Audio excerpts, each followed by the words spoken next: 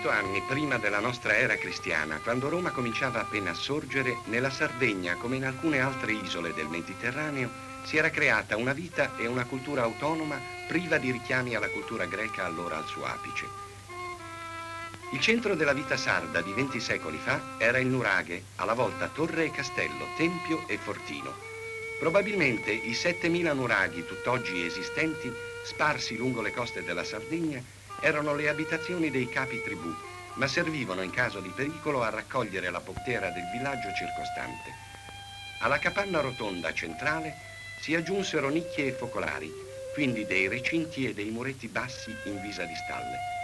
Si giunse così al vero nuraghe, il torrione dalle pareti ingrossate munite di scalinate, che supportano le due cupole delle grandi sale interne. Costruzioni di pietra di questo tipo non se ne trovano fuori dalla Sardegna.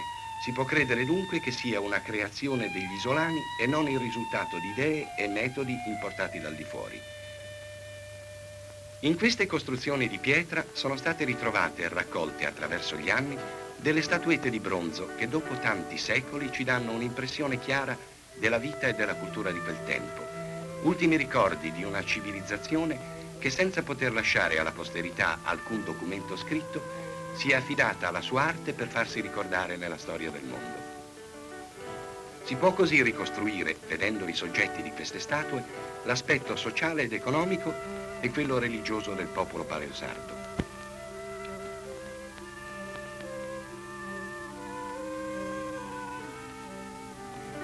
Le popolane e le donne, con le loro ceste sul capo che fanno il grido per vendere la loro verdura, si radunano per assistere ai giochi dei contadini e dei pastori, rudi e violenti, ai quali piace lottare tra di loro al suono della tromba e del canto aspro delle donne.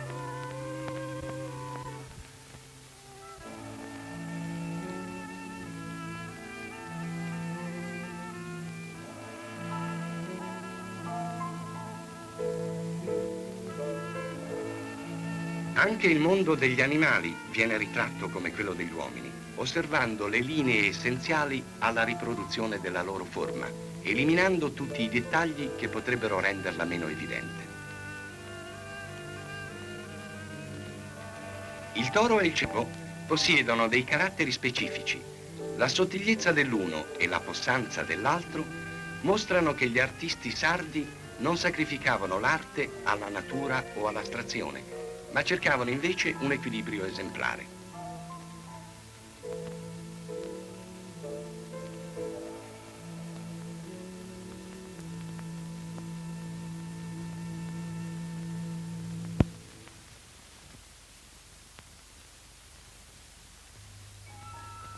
La civiltà isolana era sviluppatissima e le navi da carico solcavano i mari per far commercio di metalli prodotti dall'isola, di raccolti ubertosi e di bestiame.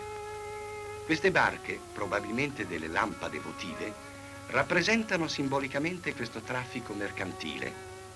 Ma il mare era infestato da guerre e pirateria e non tutte le navi che approdavano alle coste della Sardegna recavano commercio. Spesso, troppo spesso, recavano invece guerra e rovina.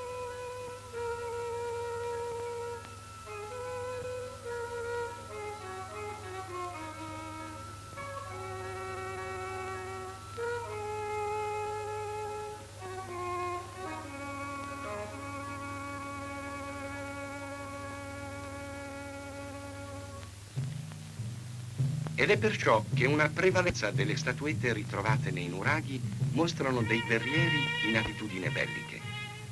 Ammantellati e ricoperti di scudi sono pronti alla difesa delle loro terre e delle loro greggi, quasi delle figure magiche, mezze uomini e mezze divinità pagane, munite di 4 occhi e 4 braccia e di corne altissime per meglio combattere e per ottenere la protezione degli dei. Ognuno viene ritratto secondo le sue funzioni e la sua posizione nella casta militare prevalente attorno ai nuraghi. Sono delle statuette votive nelle quali il personaggio ritratto assume il più possibile le caratteristiche della divinità alla quale verranno offerte.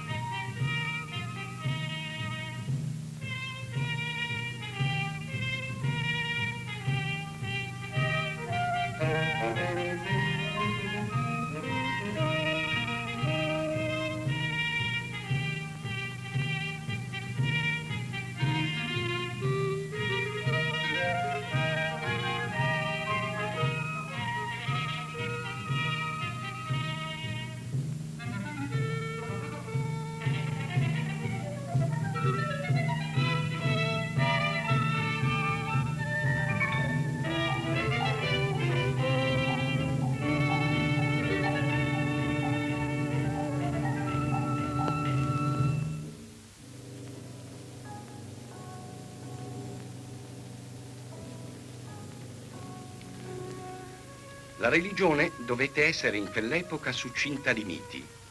Persino l'animale fantastico di Nule, al quale bisogna rendere omaggio dopo la battaglia, sembra sorto da una favola popolare sarda.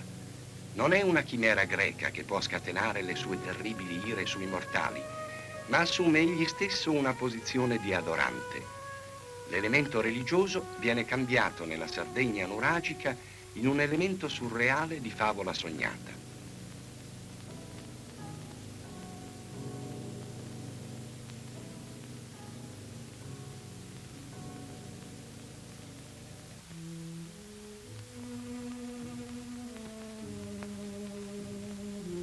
Le madri degli uccisi presentano i loro morti al capo tribù e alla divinità.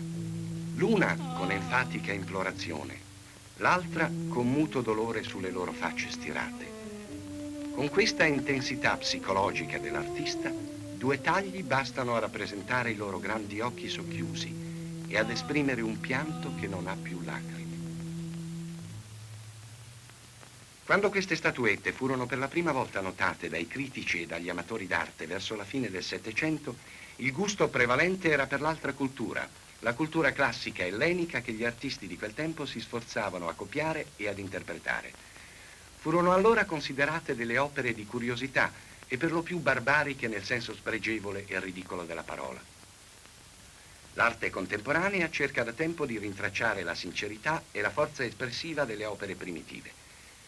Tra queste statuette dell'era nuragica e questi disegni di Picasso si può fare un paragone di ricerche e di effetti ottenuti attraverso la stilizzazione delle linee e dei volumi e nel ridurre la forma umana o animale a una semplice espressione di un'emozione personale interna dell'artista.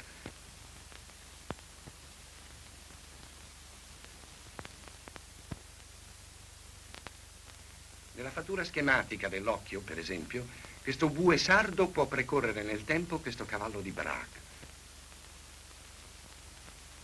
Modigliani ne scolpì in pietra questa testa che ricorda anch'essa le teste nuragiche. Persino nelle attitudini plastiche, nei motivi formali, i maestri d'oggi si ricollegano agli artisti di allora. Pastore con agnello, di Picasso. L'astrazione quasi assoluta delle forme per rendere un concetto visivo si ritrova nel bue e nel modo col quale al giorno d'oggi Picasso vede il toro. E nella più antica statua trovata in Sardegna si ritrova la costruzione plastica per linee e piani geometrici che lo scultore Arcipenco ha fatto sua. Anche essa è una testimonianza della grandezza artistica di un popolo che non ha avuto timori nel liberare la sua fantasia e i suoi sogni creando delle opere d'arte.